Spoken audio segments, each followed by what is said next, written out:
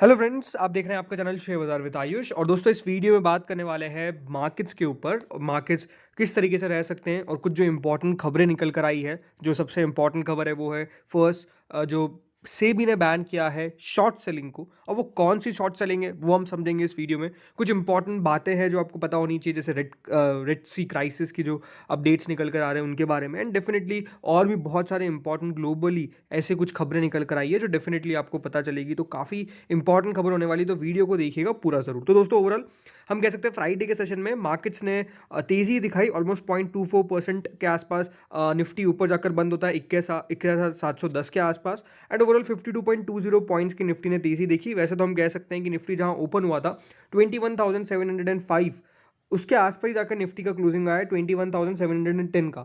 Nifty का high था 21,700 almost 49 का, लेकिन उससे ऊपर का नहीं हो पाया। यानी 21,750 के आसपास बाजार रेजिस्टेंस ले रहा है। लेकिन दोस्तों, मार्केट्स में हम कह सकते हैं, ये तो हम बात करेंगे डेफिनेटली ट्रेंड के ऊपर, लेकिन जरूर कुछ बहुत सारे इंपॉर्टेंट इंटरेस्टिंग खबर निकल कर आई है जिसको हम डिस्कस करते हैं। सो फ्रेंड्स, एक सर्कुलर निकल के आता है सेबी का, और जिसमें कहा जाता है कि सेबी ने यहाँ पर शॉर्ट सेलिंग के ऊपर रोक लगा दी है। अब ये जो सर्कुलर निकल के आता है वो डेफिनेटली एक अपने आप में क्वेश्चनेबल था कि कौन सी शॉर्ट सेलिंग पर सेबी ने यहाँ पर रोक लगाई है। तो दोस्तों, जो शॉर्ट सेलिंग पे बैन लगाया है वो है नेकेड शॉर्ट सेलिंग। अब आप सबके दिमाग में एक ही क्वेश्चन है कि बेसिकली एक नेकेड शॉर्ट सेल और सिंपल शॉर्ट सेल में डिफरेंस क्या होता है। तो सबसे तो आपको समझाता हूँ कि नेकेड शॉर्ट सेलिंग से पहले शॉर्ट सेलिंग क्या होती है, ठीक है। तो सिंपल लैंग्वेज में शॉर्ट सेलिंग को आप इस तरीके से समझ सकते हैं कि जब कोई इन्वेस्टर किसी शेयर को बोरो करता है, बोरो करता है उसकी सिक्योरिटी और सेल कर देता है ओपन मार्केट के अंदर, और फिर उसको जो बोरो किया है उसको बाद में वापस खरीद के लौटाएगा, इसको दोस्तों बोलेंगे क्या? Short selling. शॉर्ट सेलर्स बेट किस पे करते हैं? Short sellers bet on and profit from a drop in security price. मतलब अगर उस शेयर की प्राइस नीचे जाएगी तो उनको दोस्तों फायदा होगा, और शेयर की प्राइस अगर ऊपर जाएगी तो उनको नुकसान होगा। और ये तो आप सबको पता ही है। तो शॉर्ट सेलिंग सिंपली क्या होती है? शॉर्ट सेलिंग, जब कोई शेयर मेरे पास मैं इसको बोरो कर लेता हूं और उसको सेल कर देता हूं। अभी तक मेरे पास शेयर नहीं है, लेकिन क्योंकि मैं मान के चलता हूं कि उसकी प्राइस नीचे जाने वाली है, तो उसको जब वो नीचे शेयर जाएगा तो उस नीचे वाली प्राइस पे उसको मैं खरीद कर उस शेयर को वापस देता हूं। लेकिन इसमें इंपॉर्टेंट वर्ड क्या है कि मैं शेयर को बोरो कर रहा हूं इन्वेस्टर से एज अ सिक्योरिटी। हम कहां से बोरो करेंगे? हम ऑब्वियसली अपने ब्रोकर से बोरो करेंगे, ठीक है। तो ये बोरो करने वाली बात होती है।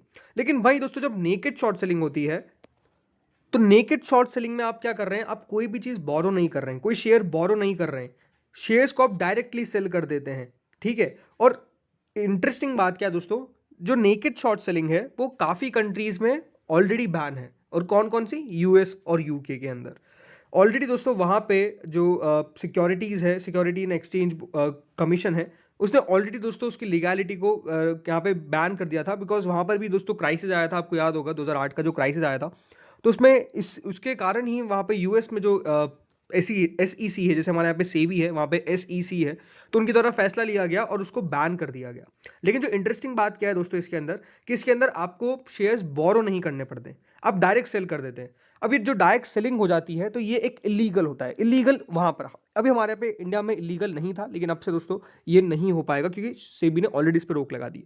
अब इसके पीछे का मोटिव दोस्तों किसी को पता नहीं होता है, और काफ़ी बार मोटिव क्या होता है कि वहाँ की इकोनॉमी को डैमेज करना है, और इसीलिए वो शॉर्ट सेलिंग कर रहे हैं। अभी हमारे यहाँ पे हुआ क्यों? बिकॉज अब सबको पता ही है, हिंडनबर्ग केस हुआ था और वहाँ पर भी इसी तरीके की चीज़ की गई, नेकेड शॉर्ट सेलिंग की गई।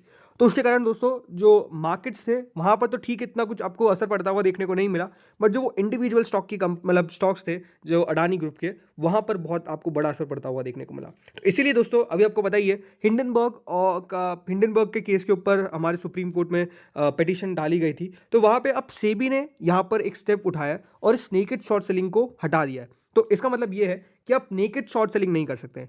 शॉर्ट सेलिंग अभी भी कर सकते हैं। कौन से स्टॉक्स में? एफएनओ स्टॉक्स में। और सेबी रेगुलरली दोस्तों वो अपडेट करता रहेगा कौन कौन से सिक्योरिटीज में आप चाहे तो शॉर्ट सेल कर सकते हैं। क्या कर सकते हैं? Short cell. Naked short cell नहीं कर सकते। तो ये एक मेजर डिफरेंस है। शॉर्ट सेल बैन नहीं हुआ है, naked short selling basically ban होती हुई नजर आई है। और अगर आप कोई भी ट्रेड लेंगे शॉर्ट सेल का, तो उसके लिए आपको अपने ब्रोकर को तो बताना ही पड़ेगा, बाकी एक्सचेंज को भी बताना पड़ेगा कि आप कौन सा यहाँ पर शॉर्ट सेल कर रहे हैं शॉर्ट सेल लेने से पहले, और जो भी उसकी डिटेल है वो बेसिकली आपका ऑब्लिगेशन हो जाएगा, आपको बताना पड़ेगा। इस प्रकार की कुछ खबर निकल कर आई है, तो ये इंपॉर्टेंट बात है।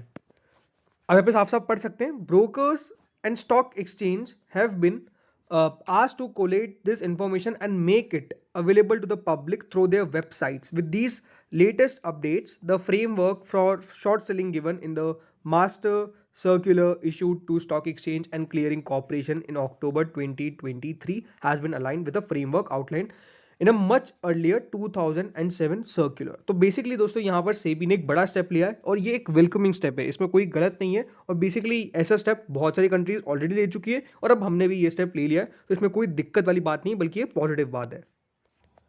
तो रेड सी में दोस्तों अभी भी हम कह सकते हैं जो हाउथीज रेबल है उनके द्वारा अटैक्स किए जा रहे हैं, लेकिन इंडिया की तरफ से स्टैंड क्लियर कर दिया गया है that India says it's not part of international coalition against हाउथीज।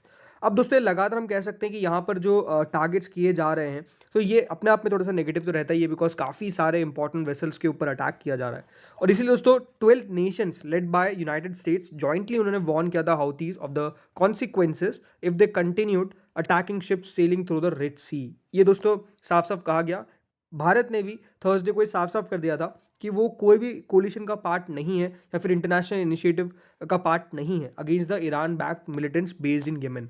लेकिन ज़रूर हम कह सकते हैं लगातार क्योंकि ये एक इंपॉर्टेंट समस्या बन सकती है, तो इंडिया ने भी अपनी वॉरशिप्स को तैनात कर दिया है नॉर्दर्न अरेबियन सी के अंदर to help merchant vessels in case of any attack on them. ये बात साफ साफ दोस्तों यहाँ पर कही गई है। तो नो डाउट हम कह सकते हैं कि ये थोड़ा सा इंटरेस्टिंग हो ही रहा है, लेकिन ज़रूर हम कह सकते हैं कि इसको रोकने की पूरी कोशिश कर रहे हैं। एंड नो डाउट देखिए बड़ी बड़ी कंट्रीज़, भले वो यूएस हो, यूके हो या फिर हमारे भारत ही हो, लगातार दोस्तों हम कह सकते हैं कि इसके ऊपर काम चल रहा है। बट ठीक है, अभी सिचुएशन अगर मैं कहूँ तो ये अंडर कंट्रोल है, ऐसा नहीं कि बहुत ज़्यादा आउट ऑफ कंट्रोल जा रही है। बट ज़रूर लगातार जो ये थोड़े बहुत वेसल्स पर अटैक हो रहे हैं, ये थोड़ा सा नेगेटिव हम कह सकते हैं देखने को मिलता है। तो फ्रेंड्स ये सब खबर तो निकल कर आई थी, लेकिन एक नेगेटिव हम कह सकते हैं साउंड खबर आई है। मतलब क्यों? अभी तक वो नेगेटिव फैसला नहीं लिया गया है, बट थोड़ा सा वो नेगेटिव खबर हो सकती है। और ये कब अपडेट हुई है? जनवरी 6 को।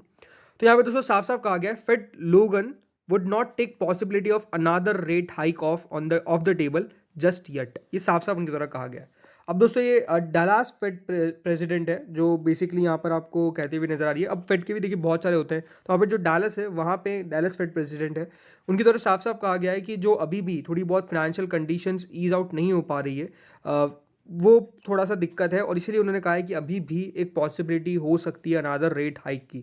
तो ये अभी तक ऑफ द टेबल नहीं है। ये साफ साफ उनके द्वारा ऑफ द टेबल मतलब अभी तक रेट हाइक की जो पॉसिबिलिटी है उसको बिल्कुल वो डिनाई नहीं कर सकते। हो सकता है कि आने वाले समय में एक रेट हाइक आ जाए, ये अभी तक ऑफ टेबल नहीं की गई। अब मैं कह सकता हूँ कि डेफिनेटली देखिए जो फेड की तरफ से खबर निकल के आई थी वो तो पॉजिटिव ही साउंड हो रही थी।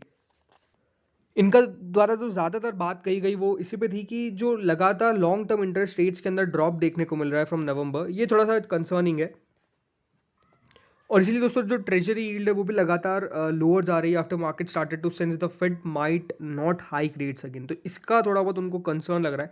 इसीलिए जो फाइनेंशियल कंडीशंस ईज हो रही है further after the fades December policy meeting with markets now pricing in 6 rate cuts. मतलब 6 रेट कट बाजार मान के चल रहा है कि हो सकता है कि इस साल आपको देखने को मिले। बट अगेन आप कह सकते हैं कि थोड़ी बहुत मार्केट की एक्सपेक्टेशंस को टैम्पर किया गया फ्राइडे को in the wake of stronger than expected December jobs data जो निकल कर आया। और जो ईल्ड है 10 ईयर की ट्रेजरी नोट वो भी दोस्तों अपने हाईएस्ट लेवल पर आ चुकी है सिंस दिसंबर।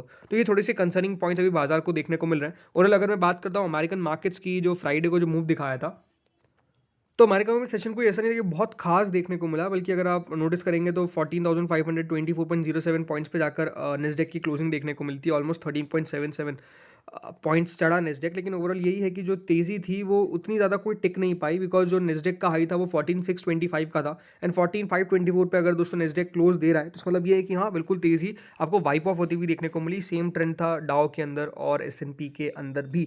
तो थोड़ा सा मार्केट्स हम कह सकते हैं अमेरिका के जो पिछला हफ्ता था वहाँ पर काफ़ी गिरावट हमको देखने को मिली, जिसमें नेस्डेक ऑलमोस्ट 4% के लगभग दोस्तों गिरता हुआ नजर आया। तो मार्केट्स थोड़ा सा फिर से करेक्शन के मूड माहौल में दिख रहे हैं। तो इसलिए इसका हमको रिएक्शन मार्केट्स हमारे मार्केट्स पे देखने को मिला, इतना कुछ खास देखने को नहीं मिला।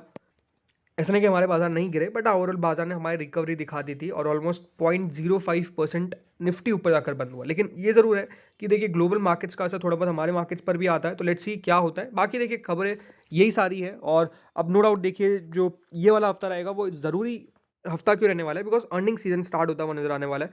तो इस हफ्ते से काफ़ी इंपॉर्टेंट कंपनीज की अर्निंग्स निकल कर आएगी, तो वही देखना है कि हाँ अब वो कंपनीज किस तरीके का काम कर रही है, and definitely IT as a sector किस तरीके का कारोबार करता हुआ देखने को मिल रहा है। बिकॉज अगर आईटी के अंदर हमको स्लो डाउन अभी भी वो परसिस्ट होता हुआ देखने को मिलता है, तो ये एक अच्छी खबर नहीं है। आई थिंक आईटी कंपनीज के ऊपर बहुत इंपॉर्टेंट फोकस रखिएगा, बिकॉज उनकी कमेंट्री क्या निकल के आती है आने वाले क्वार्टर्स को लेकर, वो एक बहुत इंपॉर्टेंट पॉइंट है जिसके ऊपर बाजार नजर रखेगा।